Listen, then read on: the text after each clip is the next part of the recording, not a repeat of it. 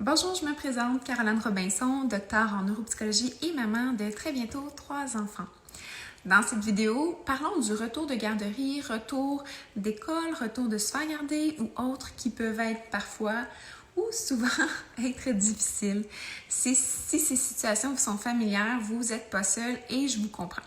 En fait, c'est parfois le cas chez moi avec le retour de la garderie de mes enfants. Et oui, ça m'arrive régulièrement de regarder l'heure et de me dire « Bon, ok, il en reste 3. » Dans cette vidéo, mon objectif, c'est vraiment de vous expliquer pourquoi les retours sont parfois difficiles, mais surtout de voir à quel point ça peut être les parfaits moments pour avoir le meilleur impact sur nos enfants et leur développement. Et si je vous disais que le comment vous vous présentez et agissez dans ces moments particulièrement chiants, parce que oui, je le dis, deviennent en fait le plus bel et grand impact que vous pouvez avoir sur vos enfants. Un impact plus important que les livres que vous lirez, que les activités que vous ferez, que les repas que vous allez cuisiner. Tout d'abord, les retours difficiles sont normaux. Commençons d'abord par considérer la perspective de l'enfant. Il est fatigué de sa journée, il s'est ennuyé, il a vécu du stress ou de l'anxiété.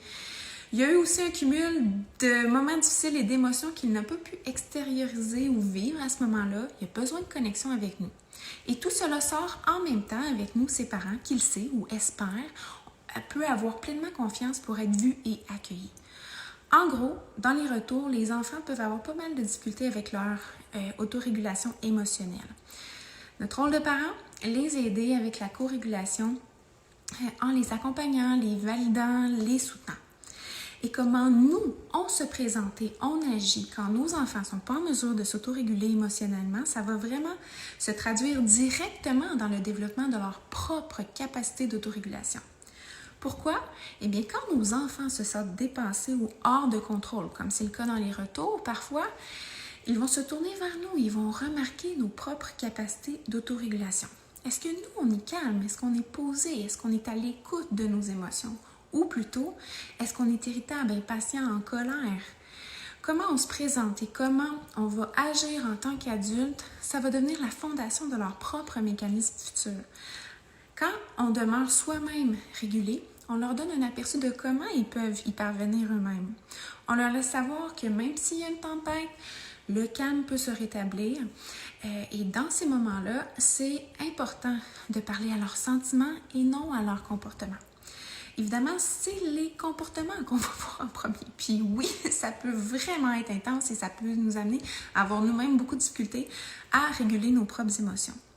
Mais la réalité est que leurs comportements ne sont que la pointe de l'iceberg de ce qu'ils tentent vraiment d'exprimer, leurs émotions.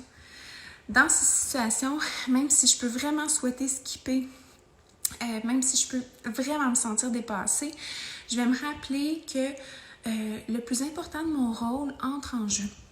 Et quand c'est vraiment difficile, je peux dire à mes enfants, OK, on vit vraiment un moment difficile, on s'est vraiment manqué aujourd'hui.